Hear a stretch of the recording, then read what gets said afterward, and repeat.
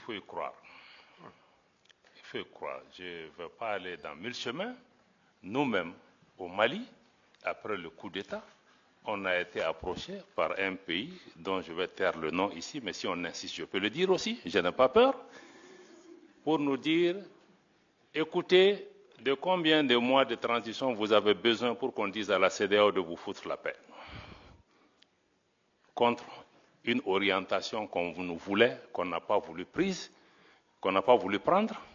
Jusqu'à présent, on est en train de payer le prix. Ça, c'est juste pour vous donner juste un élément pour réfléchir. Deux, moi, je pense que si on parle aussi d'intégration, je crois qu'Aurélien Agbenonsi en a parlé tout à l'heure, nos pays ont fait près de 10 ans en train de lutter contre l'insécurité, ont tué nos gens par centaines, par milliers.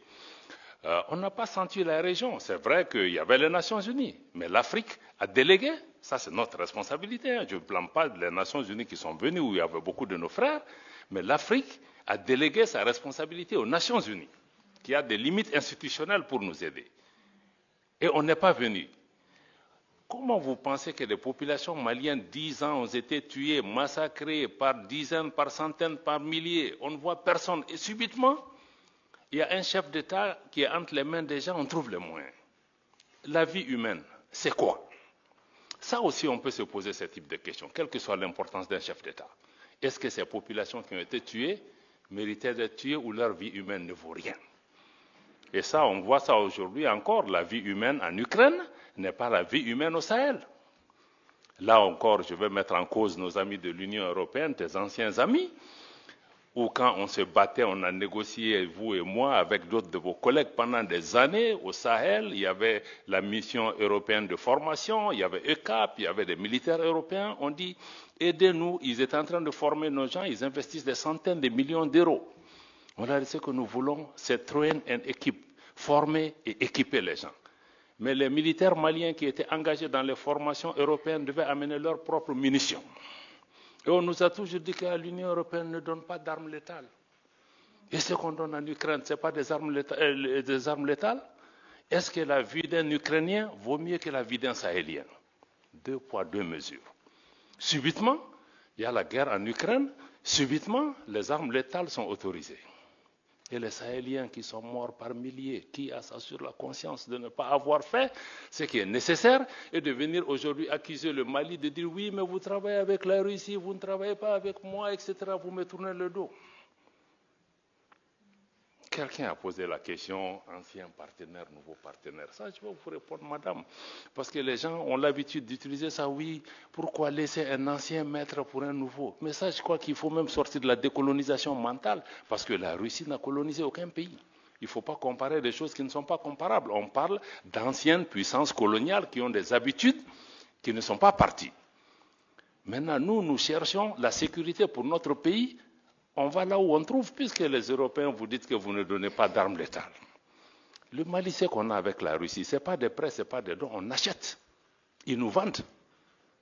On est parti avec les Européens, avec les Américains, on dit qu'on achète, ils disent qu'ils ne vendent pas. Mais vous voulez que je lutte contre Al-Qaïda, l'État islamique, avec des bâtons? Et subitement, en Ukraine, vous vous êtes rendu compte qu'il leur faut des armes pour se battre. Donc je pense que quand on fait ce genre de comparaison aussi, il faut qu'on se dise, non, nous on n'est pas dans ça. Avec chaque partenaire, on cherche ceux qui peuvent résoudre pour le moment donné. Si c'est la Russie qui peut m'aider sur le plan militaire, je ferai. Si demain, c'est les Américains qui font mon affaire sur le plan économique, je ferai. Si c'est demain les Turcs qui peuvent... Donc moi je pense qu'il faut que les gens comprennent que nous sommes dans ce schéma. Parce que quand le Mali a voulu choisir, on nous a dit que non, vous ne pouvez pas choisir. On dit aux gens, non, tu viens dans ma maison, mais tu me dis que moi je vais dormir dans telle chambre, tu chasses ta femme et ton voisin ne viendra pas chez toi. On était dans ce type de choses. Quelqu'un dit oui, la souveraineté, on en a parlé pendant des années. Ce n'est pas un concept nouveau. Mais ce n'est pas un concept nouveau parce que l'Afrique francophone n'a pas grandi, elle est restée adolescente.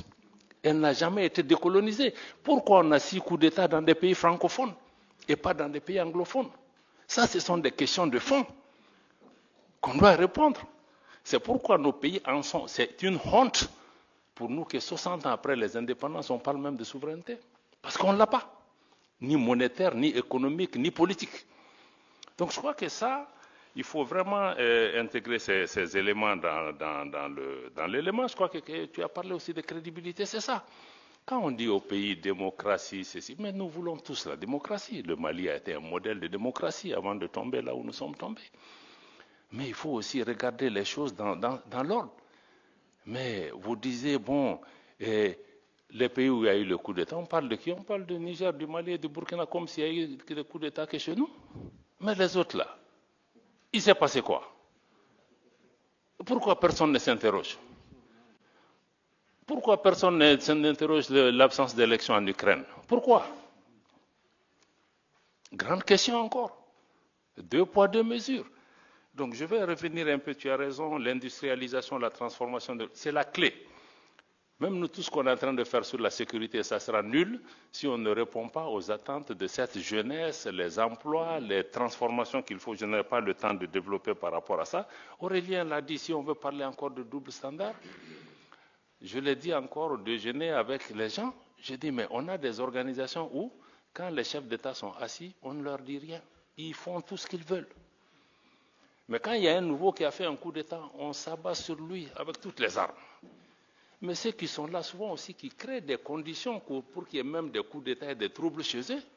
Mais il faut que les chefs d'État qui sont en face de leur père aient le courage souvent de leur parler. Parce qu'on ferme les yeux jusqu'à ce qu'un militaire vienne tomber dans la sauce et puis on se réveille subitement.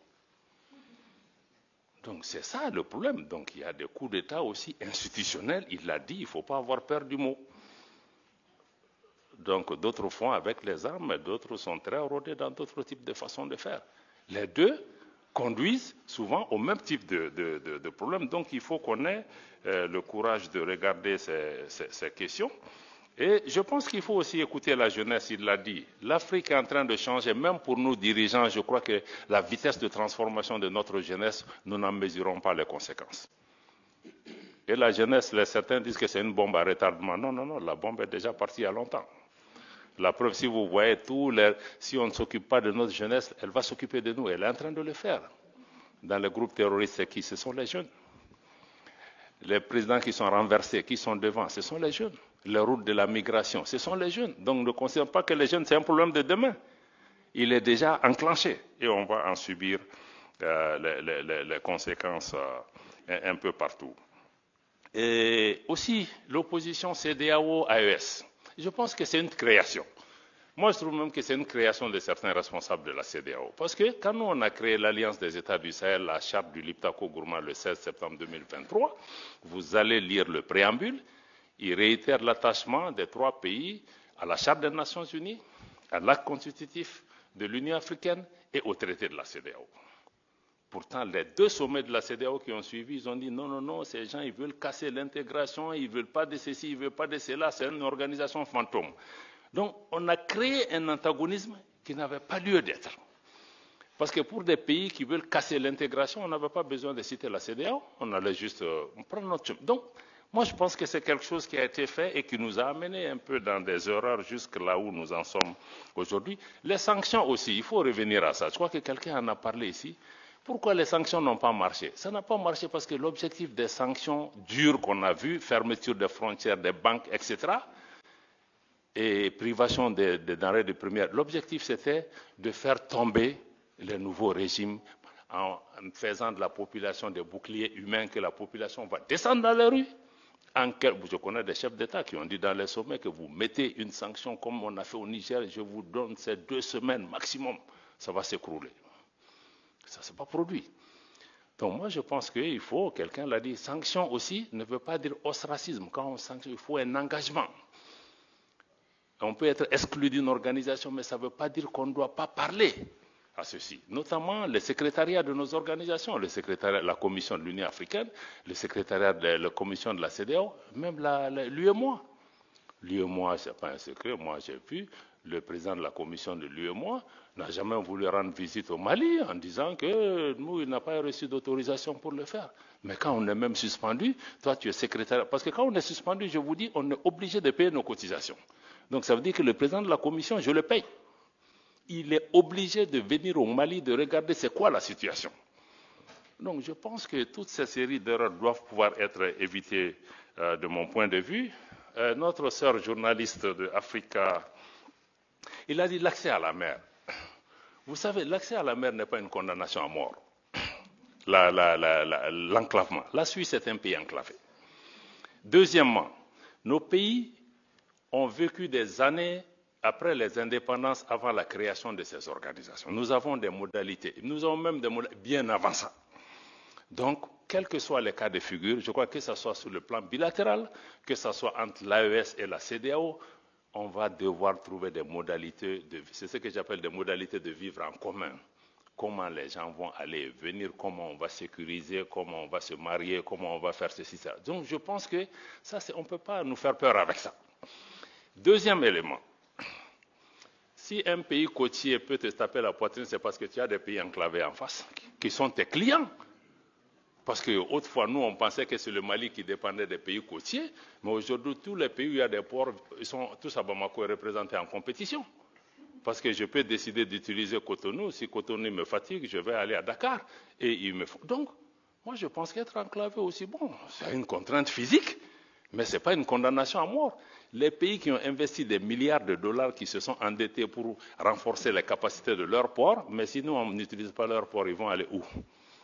Donc, quelque part, on va devoir s'asseoir avec lucidité, pragmatisme et trouver des solutions.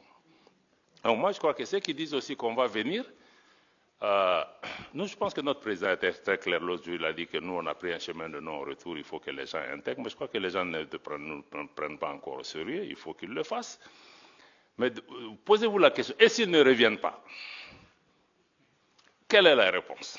Donc, je crois que prenons les deux options et disons-nous, on est tous des hommes politiques, je crois que toutes les options peuvent être possibles, mais posons-nous aussi l'autre question. D'ailleurs, je pense que notre frère du Maroc l'a indiqué, que bon, il y a d'autres initiatives qui viennent. Le Maroc a mis en place cette initiative royale. Ça veut dire qu'on a la CEDEAO, on a d'autres mécanismes, on a d'autres offres. Comme pour les partenariats, là, je crois qu'il y a plusieurs offres, hein, que personne n'ait l'arrogance de penser que je suis la seule voie. Et après tout, nous sommes des pays qui ont existé avant ces organisations. Et donc, je pense qu'il faut que nous intégrions vraiment ces éléments. Madame la journaliste qui est au fond, je pense que je ne vais peut-être pas vous répondre parce que le frère qui est là, qui parle au nom de la société civile, a certainement pris en charge une bonne partie de la question. Mais souvent, on peut juste vous demander où est-ce que vous étiez quand les Maliens mouraient par centaines de milliers à Tombouctou, à Gao, à Kidal, hein, et dans la région de Mopti. Personne ne leur venait au secours. Est-ce que vous êtes interrogé comment ces gens mouraient?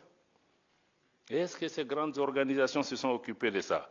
Donc je pense que nous considérons que nous sommes vraiment, nous passons des difficultés. Personne n'a dit qu'on veut installer des dictatures militaires, etc. Mais on a dit qu'on est en train de construire un État, de créer des conditions pour un retour à l'ordre constitutionnel apaisé et sécurisé. Mais on est dans un contexte aussi géopolitique extrêmement tendu où des forces travaillent au quotidien pour nous renverser, pour créer des problèmes dans nos pays, y compris en utilisant la presse, la société civile. Au quotidien, le Mali est en train de démonter des tentatives de déstabilisation. C'est quotidien. Et je n'invente pas la chose par rapport à ça. Donc, en résumé, vraiment, c'est dire que nous, l'initiative de l'AES, c'est que vraiment nous voulons compter sur nous-mêmes pour nous en sortir. Ça ne veut pas dire qu'on n'a pas besoin des autres, ça ne veut pas dire qu'on ne veut pas faire de partenariat, mais on est sorti du paradigme où on pensait que c'est l'ancienne puissance coloniale, c'est X, Y, s'il ne me vient pas en aide, je vais mourir. Mais il faut que nous aussi, on regarde en nous-mêmes quelle est notre valeur. Parce qu'on nous a mis dans la tête qu'on est pauvre et nous-mêmes, on est convaincus qu'on est pauvre. Et ceux qui nous disent qu'on est pauvre, ils sont chez nous, même si on les chasse, ils ne vont pas. Donc, quelque part, il faut que nous-mêmes, on change notre regard sur nous-mêmes. Peut-être qu'on n'a pas tout, mais si on changeait la façon de faire, les règles du jeu, si on arrivait ne serait-ce qu'à transformer certaines choses, mais on peut créer des valeurs, ces valeurs peuvent profiter aussi à d'autres. Donc l'AES, nous voulons pouvoir regarder un peu chez nous. On sait que ça sera dur, très dur. Parce que si tu veux compter sur toi, il y a un prix à payer. Et tous les jours, on nous fait payer. Il y a même une guerre économique aujourd'hui contre nos pays. Pour juste montrer que l'exemple, l'expérience ne va pas réussir. Bon, moi je parie aussi que c'est à nous. La réussite ou pas de l'AES ou de toute tentative en Afrique, ça tient entre les mains des Africains. C'est à nous. Donc je ne fais pas de promesses aux gens que ça va réussir, ça ne va pas réussir, c'est à nous. Si on décide qu'il nous faut nous unir, il faut nous réveiller, il nous faut serrer la ceinture, bon, ça va réussir. Mais si on pense que c'est Paris, Washington ou Bruxelles qui va décider de notre sort, bon, naturellement, on peut attendre encore. Voilà. Merci beaucoup, merci pour le standing et la clarté.